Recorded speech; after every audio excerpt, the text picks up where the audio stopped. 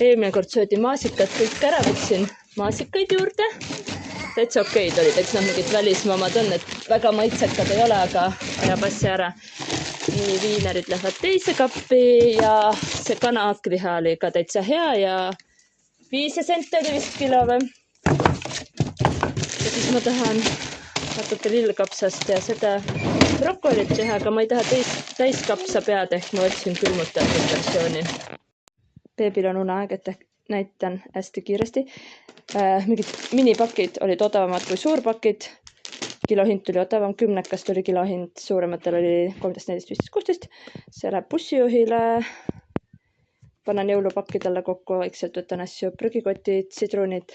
Siis mul on lapsepõlvest meeles ühed trühvlid, mis olid ülihead, aga need ei ole need. Aga pakend on sama. Või siis on maitse nii jubedaks ainult hommikuelbaid, saiad, sepik. Need värskad on head haarasin. Mul on tatar täitsa otsas ja siis kaupmehes on need sootukaga jälle 3 pakki on odavam võtta. Tuleb 10 euri tuleb siis pakk. Mingid pliiatsid, sinep ja kaarumsid 19 senti. Võtsin 40 tükki, sest on homse kuupäevaga.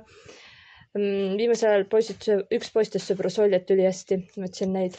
Mul on siin Prisma ka, segi läbi Prismast võtsin ma vannituppa neid meile.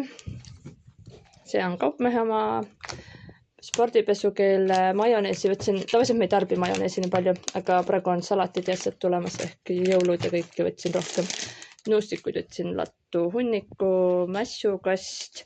Prismas on mässukast 17 euri ja 68 tükki, ehk see on üks odavamaid. Siis oli homse kuupäevaga veel sellised 80 sendiga keffilused. Seal letis on päris häid piimatooteid. Ma lihakraami ei julge sama kuupäevaga osta, aga piimatooteid julgen. Ja seekord on üks piim, sest ma tahan mingi aeg Selveri tellimust juurde teha. Ja see hunnik läks siin 2 sotti vist. 100. Kas 150 läks kaupmehesse ja 50 Prismasse? On ju?